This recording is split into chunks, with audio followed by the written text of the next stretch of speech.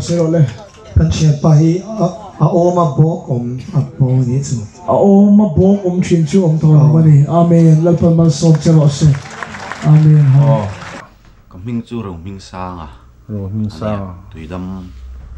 wa kania chuan tuidam atangin kem turin karon chho ve a chuan chonga na kan kalut ve a chuan atop zan a khan damna ka changa ilaya hian ka oma hian bok oma thlathum ai chuan rei to mai theya ana a ila hian a bok aron bok luawa chuan ana boka chuan chhuat don zan damna chhuat do zan a khan damna ka chang ve a ilai ka oma bok chu ai are veka chuan na po apo veka chuan kapumpui al sar thip thin po ka tun thleng hian ala thip le lawa dam vek ani ti e nuam ka ti ka kham lo ani zo ka nia a sai to mai mai la a ma chuan khovela te khovel lam pang hoin kan lo tlan ve na sa keima hian fel katum ve thina ama pon keima hian katum ve thina ma se ka ti thei tak tak lawa ma ni chuan tharau thiang him tel lo chuan lali suat tel lo chuan khovela that tum chu khovela tho kan let le thina chu wang chuan tharau thiang him le nge taksa dam na mai ni lo tharau dam na kha ka song ani pera chuan khelai ke man siam don ti ka hriat khan ka chak ve me ma chuan kanu nen kanon chawa kanu nen hian chuan kanun min lu puya chuan ti hian rin lo takin taksa dam na thlengin ka changta a alom om lutuka pathian chu fakin ro se amen intik atang nge ina kha bok kha hemi bok tak hi chu a om tran tak hi chu ka shelawa ingwanga lo nge po ka se chuang lawa aron om to pa thlathum chu atling to ang chuan damna puan zana khan trong trai lai nge damna puan khan dam dam in na lai lo khoi ro ati khan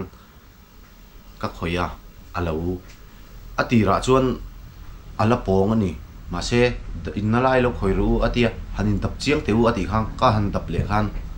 lo apong kha lo re ta vexia ana te kha lo re ta vexia chuan atira chuan ka ring hel dewa ma se kan en chiang kha alo re ta vexia na te kha chuan kem ka lu chung khan ka pum al sar hi ala thi breng thina chuan chumi apo chuan are nga la ka pum pui al sar po chu a thip kha are a tun thleng hian ala thip le lo lo phe mai nei ka in ti ti tur ka nga khop mai ka ma chon tur hi ala hau tak dona ma se ka hu phur lawa la le suan hian chuan in kim ka ti thei ani ti ria ni apo bo khop mai ne nong ma ni ang hi ron lo tam tam ma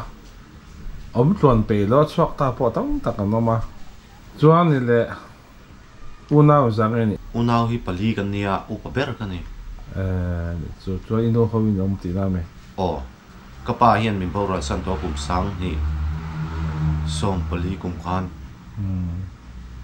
chung kan no hawin tu thlengin kan lom ka thalai puiten hena ka cha du chu ei kovel sualna ana sa to ema sual hi ka ti maya pathian du lo zong shim chu ti chin mia lo turania voi khat ti chin hian voi ni ring zela mi zau chu kan nia voi khat kan ti to chuan voi ni ania voi thum voi li nakina chuan du ai ba kan kal zel ani chu wang chuan